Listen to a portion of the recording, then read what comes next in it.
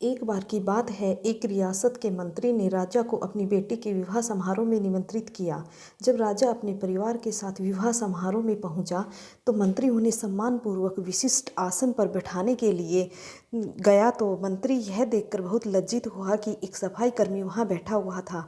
उसने सफाई कर्मी को सभी के सामने वहां से उठा फेंका और उसे बहुत डांटा। सफाई कर्मी ने बहुत अपमानित महसूस किया और बदला लेने की योजना बनाने लगा।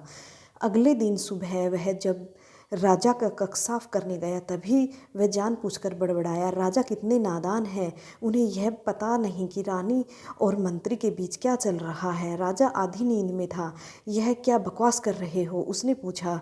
महाराजा, मैं पूरी रात सो नहीं पाया, मैं तो नींद में बड़बड़ा रहा था, सफाई कर्मी ने जवाब में बोला। हालांकि उसकी बात सुनकर राजा के मन में संदेह के बीज पड़ गए थे। राजा अब मंत्री से चिढ़ने लगा और समय समय पर अपमानित करने लगा।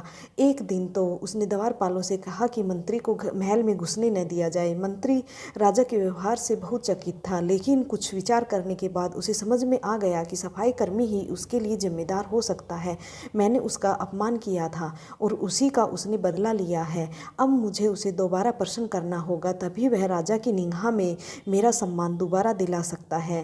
मंत्री ने सोचा। एक दिन उसके सफाई कर्मी को अपने घर भोजन के लिए निमंत्रित किया और कहा, मेरे दोस्त, मुझे क्षमा कर दो, मैंने तुम्हारा अपमान किया, मुझे गलती का एहसास हो गया है। इन सुंदर कपड़ों को उपहार के रूप में ग्रहण करो, चलो मेरे साथ भोजन करो। सफाई कर्मी प्रसन्न हो गया।